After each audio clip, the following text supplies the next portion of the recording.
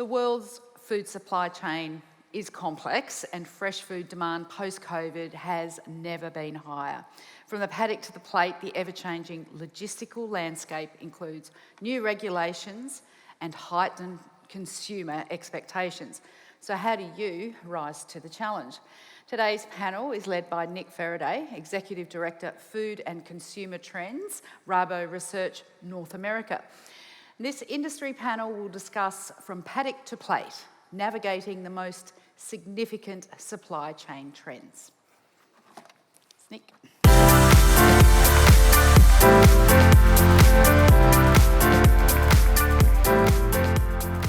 Thank you. Good morning, everyone. Certainly a great pleasure to be here. Always a hard act to follow Jan. But thank you, sir, for guaranteeing our jobs in the future. I'm part of the research group. That's the unprofitable arm of the company. So I have a few witnesses of why I won't be fired today, I hope. Today is a celebration of leadership and innovation, and the panel, which I will introduce shortly, is certainly embodies both those attributes. We're going to have a discussion on changing and navigating through the supply chain, and from paddock to plate. And to kind of help set the scene for that, I'd like to talk to you about 5 themes that come from the plate, from the point of view of the consumer. I didn't want to risk any heavy metal or AC/DC like Jan did, so you can hum your favorite tune, if you like, as I go through these. So the first thing I think we should all recognize is that the consumer, if not all of us, has been through a hell of a lot recently. Permacrisis was the word of the year of the Collins English Dictionary. But truth be told, it's really the word of the last 2 to 3 years, right? We've all been living through this chaos and crisis. As the CEO of Kellogg's said recently, the last few years have been an unprecedented test on supply chains that he hasn't seen anything in his lifetime. And certainly when it comes to the consumer, what's remained front of mind is the crisis and chaos around inflation and the cost of living crisis. Jan's already spoken about this subject already, but certainly it's very front of mind when it comes to food, and certain developments are very relevant to food. In the past couple of years, we've experienced double-digit food inflation, levels we haven't seen for over 40 years. And that has come as a surprise, as has the speed at which prices have come through along the supply chain and hit the consumer. And although headline CPI prices are now coming down, food inflation remains very sticky at the consumer level in supermarkets and so on. And yet, despite all of this, there has been amazing resilience by the consumer, who are still continuing to spend, still continuing with a lot of the habits and consumer preferences that they developed during the pandemic. And when you ask, the economists, why is this, they will point to things like, it's the strong labor market, the tight labor market that's driving up, helping to secure demand. But if you ask food companies, then they will tell you that they have greater brand loyalty now than they did before. During the lockdown, during the pandemic, a lot of consumers became even more attached to their preferred brands, food brands, and it's kind of helped create, by buying these, it's helped create a sense of normalcy during these very unsettling times. And not surprisingly then, that a lot of the largest food companies in the world, like Nestle and Unilever, have emerged from the last 3 years much stronger and much more resilient. Pleasantly surprised that they've been able to pass on the costs that they've received along the supply chain onto the consumer without really hitting their sales volumes. These companies have also certainly benefited from the trends that have been picked up through the pandemic, such as working from home, and also how the center of gravity of our food choices and our food decisions is coming back into the home.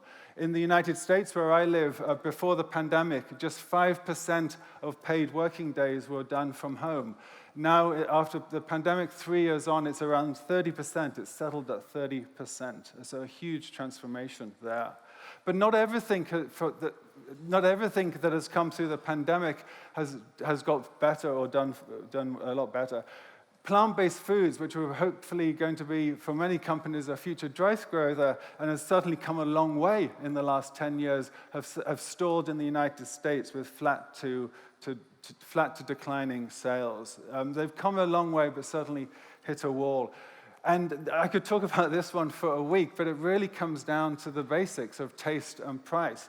The consumer was asked to pay a premium on a product that was actually inferior in taste and nutritional profile to the products it was trying to change. And I'm probably not the first person to point out about the dodgy ingredients list to a lot of these plant-based products. Somewhere along the line, they forgot to include plants in their plant-based products. This is a great example of there are other routes to these kinds of markets where companies are trying to engage in consumers who are increasingly aware that their shopping habits impact upon the planet. Moonshot Foods, which is a snack company, recently got bought by Patagonia, the clothing company, because Patagonia believed that products such as like these that kind of promote the climate-friendly agenda are the future of food and one day will outsell all the clothing that they currently sell into the market. And from consumer pressure, as Paul mentioned in his video speech, we're seeing changing relationships along the supply chain. And this is a great example as well between ADM and PepsiCo, who have come together to try and encourage 2 million acres of farmland in the Midwest of the United States to adopt regenerative agricultural practices. So let me pause it there, and I'll just leave the quote, which is from Raymond Lagata, of the CEO of PepsiCo. They now consider themselves to be an agricultural company. I think I'd be in legal trouble if I said sexy too many times in a public audience. And let me invite the panel over onto the stage, please. First of all, we have Dr. Andrew Fletcher, who heads up Sustainable Food Systems at Fonterra. We're not in order, but never mind. Sarah Hazelwood, the Value Chains Emissions Manager from the Woolworths Group. Lucy McDonald, owner of Middlehurst Delivered, an online premium lamb delivery company. Mark Ryan, the CEO of Tassel Group. And Mark Wynn, the CEO of Balance Agri-Nutrients. So welcome to the stage, everyone. Let me take a seat. Let's warm your mouths up for the quick fire round of questions the first time. If you were to pick a word, and if you could all answer this in turn, starting with you, Sarah, what would be your one word that would describe the supply chain over the last 3 years? I think from as polite as possible, of course, please. Yeah. I think from a sustainability perspective, a curious supply chain. Interesting. One word? Yes. Erratic. Erratic. Lucy? I believe it's been challenging, but challenges can create opportunities. Excellent. Yeah, I think volatile, I think, we've all experienced that, but again, volatility creates that opportunity. Stress. And you have to elaborate on that, Andrew. Look, I think the thing that's occurred through COVID and going on now with the Ukraine war having started up in Europe is just that the spare capacity that used to be there to be able to, if things didn't go quite so well, you could recover it. That's not there anymore, whether that's labour on farm, whether that's the number of ship movements going to our key markets, it just isn't there. And so everything has to be right first time, and you've got to manage with that risk in mind. Okay. And I spoke a lot about the consumer from the point of view of the plate at the start. How are you adapting to changes in consumer behavior? How is that affecting your business? I don't know, Mark Ryan, if you wanted to go first.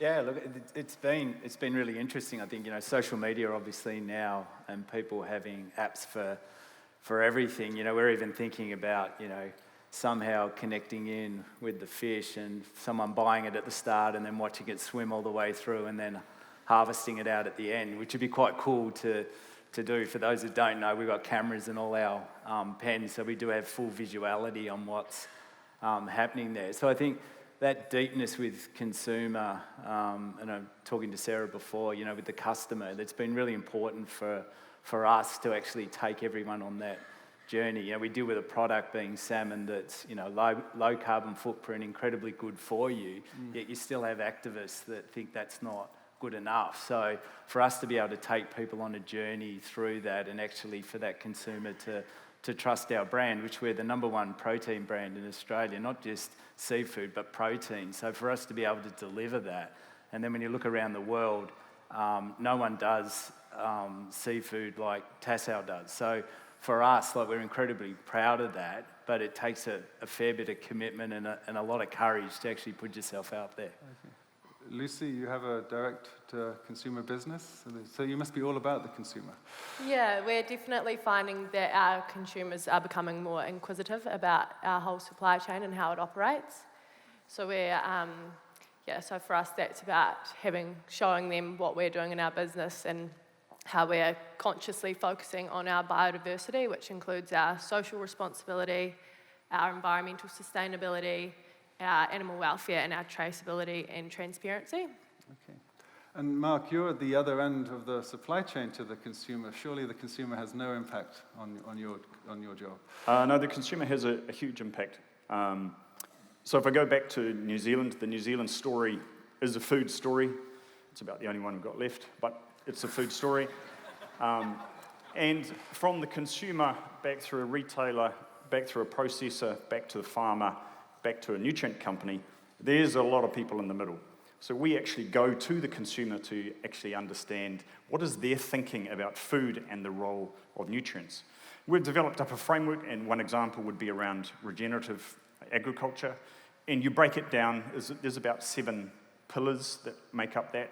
And we're a science-based company, so we now incorporate science into themes that can address those issues going forward. A couple of examples we've developed. Our response framework is called the 4 R's: the right product in the right place, in the right amount, at the right time. And the right product, for example, we've developed a product called SurePhos, which is a low water-soluble superphosphate that's still 100% plant available. So if it gets washed into the streams, you're very unlikely to get an algae bloom, but you have the same productivity on farm. So that's one of many, but it's understanding that consumer is really important. Great. Well, and a question for all of you, and maybe start with you, Sarah. We have a lot of industry leaders in the room here. And we've heard the word relevant come up a few times. What do you think, what would be your advice to the audience about remaining relevant to the buyers and to the consumer in this world? Yeah, I think it's a really interesting question. What do we need to be relevant? And in my role, and where I spend most of my time in value chain emissions, I think it's really about understanding the interaction between things like emissions and how a business operates, and how that's connected, and not seeing them as 2 separate things, very much together. It's really important to recognise that it is something that the knowledge and research is still building, and we're all learning together. I don't think there's always really a clear path forward. In terms of how do we do that, how Woolworths is approaching it, there's probably 3 key principles that we're looking to. How we understand that interaction, and the first is learning from others. So some have started, and really by learning from others, we can start a couple of further steps down the path. The second is prioritising. So everyone's doing a lot of stuff, and how do you focus on this? And it's about trying to select a few things to focus on and understand more about. So we, from an emissions perspective, are spending more time to learn about the dairy industry, about meat, about coffee, about chocolate, for example. And then I think the third thing is trying to not wait for the perfect way forward. So looking for progress over perfection, and learning, and with those that choose to work with us in this area, learning together so we can hopefully move faster together. Yes, that makes sense. Mark? Yeah, I mean, it's a very similar approach. Consumers have expectations of what you will do in a sustainability framework. And some of those things you just have to suck up. It's a cost that the business will absorb. And I look in our industry, recyclable bags, big 1-ton bags, if they are recyclable 100%, the consumer, or the farmer in this case, is not going to pay any more. That story doesn't travel. But if we can take carbon dioxide out of our ammonia plant by using green hydrogen to make greener urea, they will pay for that. They will pay a premium. They're quite happy to do so. So I think it's all about understanding what value do you think you're adding versus what value are you adding to them, your customer, and ultimately the consumer to make that positive choice. Okay, and Lucy? Yeah, I think our consumers are definitely demanding more transparency and traceability. They want to have that connection with the farmer and the producer. So it's all about, building a supply chain that they can look in and see every step of the journey and build and have that relationship back to the farmer and the producer. So relationships and transparency. Yeah. Okay. Mark? Yeah, it's sort of building on that, Nick. Wonderful because consensus here, by the way. Sorry? There's wonderful consensus here, by the way. Well, I guess what we've all had to learn, particularly over the last 3 years, is responsibility is more than just for your own business. It's about bringing communities and consumers and customers on your journey. And I think some of the things that we've looked at in that regard, and we've worked with Woolworths on this, is that most people would know we're Australia's largest seaweed farmer. So we grow seaweed to take nitrogen out of our water system because we have to feed our prawns feed that has nitrogen in it. Even the rainwater has nitrogen, so we capture that. We grow the seaweed, and then from that, obviously, we want to look at opportunities for beef cattle and dairy cattle and reducing methane, which you can with seaweed by 97%. So what a great story that is, and what a great connection. So that's being responsible more from what you're doing, but trying to play a part in that whole value chain, which, incredibly proud of our team to think through some of those issues and create, amazing opportunities. Sure. I think from our perspective, and one of the things that's there at the moment is sustainability. At the moment, a lot of people translate that pretty narrowly into environment and then into greenhouse gases.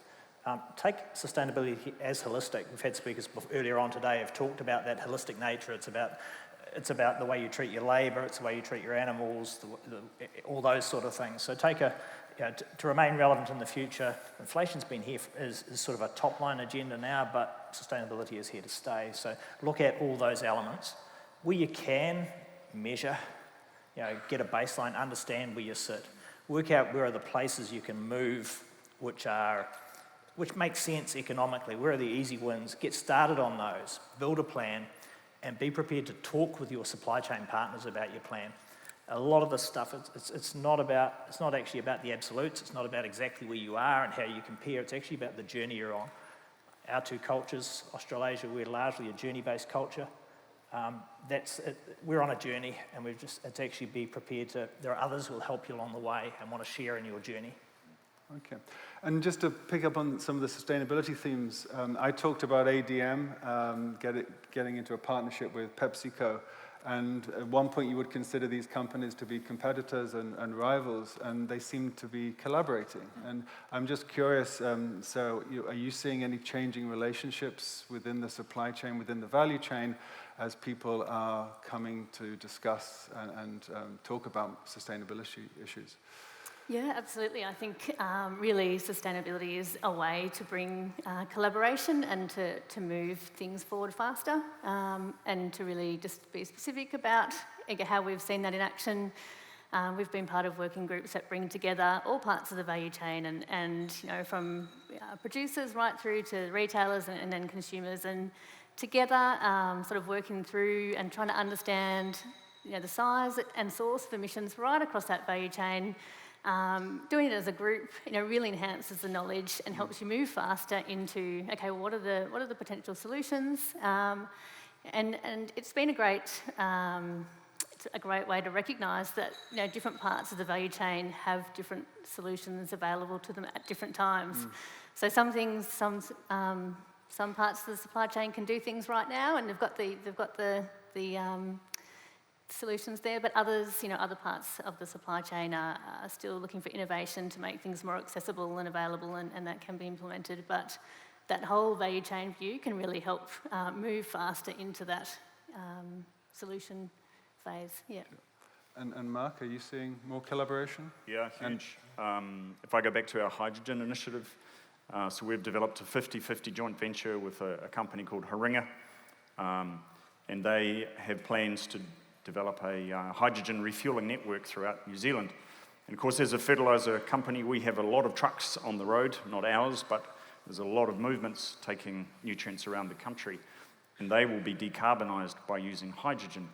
But developing that little industry is erratic. They need a stable offtake, and that's where our manufacturing plant, which runs 24/7, can provide the base load for the hydrogen, and they can take off what they need to develop.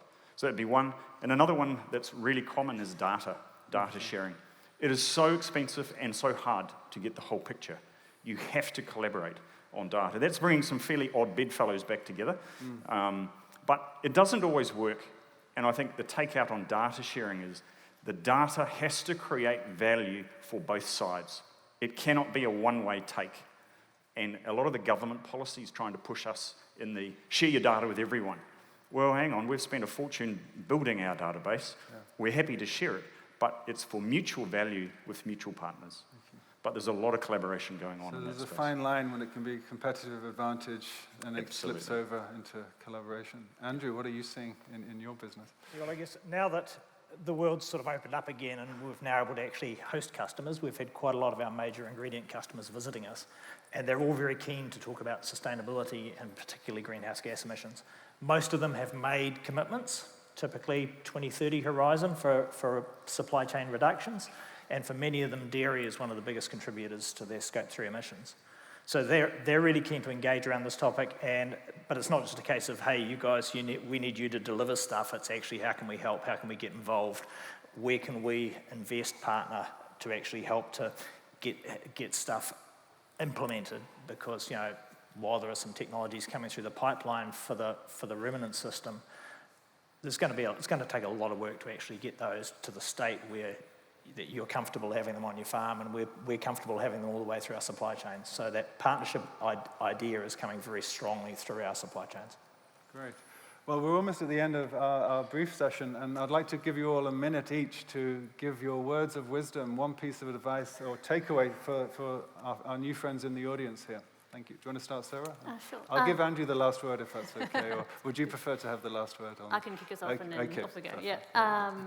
I think we certainly recognise this can be such a noisy space, and having a really clear objective of what you want to achieve can be so important. So is objective to, I guess, just understand where you're at and understand your footprint? Is it to put carbon neutral products into the market? Is it to reduce emissions? Being really clear on the objective can cut down on so much of the noise on how to get there. And so I think that's been, I guess, our biggest learning over the last 18 months, and definitely learning from others, not on your own. Change. It's not a four-letter word, but often your response to it is. And that depends whether you're initiating the change or it's being done to you. And my recommendation would be you lead that change, listen to your consumer, lead that change, innovate as fast as you can, excite them and delight them, and that's how you'll win. And the last thing is, that takes leadership. And as a leader, you never know if you're being followed or chased. Either way, run like hell. Lucy. I think that environmental sustainability can be really overwhelming for lots of producers and farmers and small businesses. So the way that we look at it is we refer to it as a quote of, how do you eat an elephant? One bite at a time. So we refer back to environmental sustainability the same way as breaking it down into small achievable goals that you can then follow through and then make it not so overwhelming. So small steps. Yeah. Okay. Yeah, I think, Nick, everything has to be taken in balance, I think, is probably the key to this. You can't get one in front of the other, particularly when you're dealing with a 3-year working capital cycle or a 5-year capital cycle and that sort of thing. So I think some of this government regulation needs to be, tapered to actually take that into account so that we can, have better and better solutions as we go forward. But, we've always worked on the premise that you've got to have a healthy environment, to have healthy fish, to have healthy profits, and then to be able to then reinvest that back into the communities. So it has to work in that continuum at the end of the day. And I think everyone has to realise that, 70% of the earth is water. We've got to learn to harness that. We're going to 10 billion people. We can't feed everyone at the moment. So we're going to have to be able to supplement and substitute and use water to actually grow grow proteins. So I think that's going to be a great challenge for everyone. Okay. Andrew, let me give you the last word. Right. So I guess from me, sustainability, it could be scary, right? But it doesn't have to be.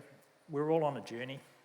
And so the first thing to do with any journey is to actually know where you are. So do the work to understand where you're starting from, where are your strengths, where are your weaknesses. Choose a couple of areas that are your first starting point and just start working on them. So build a plan that's sensible for your business and be prepared to talk openly, non-defensively with everyone around you about what you're doing, about what you're trying to achieve, because a lot of this is about where we're headed and it's a journey we are on together. Great. Well, my panelists are here all day, so they haven't confessed that they will do this, but I'm going to ask them to hang around and answer any questions you have during the day, because we can't cover everything in a short seminar. But please, can we put our hands together to thank the panelists? Thank you all very much. Thank you. Do you want to lead us?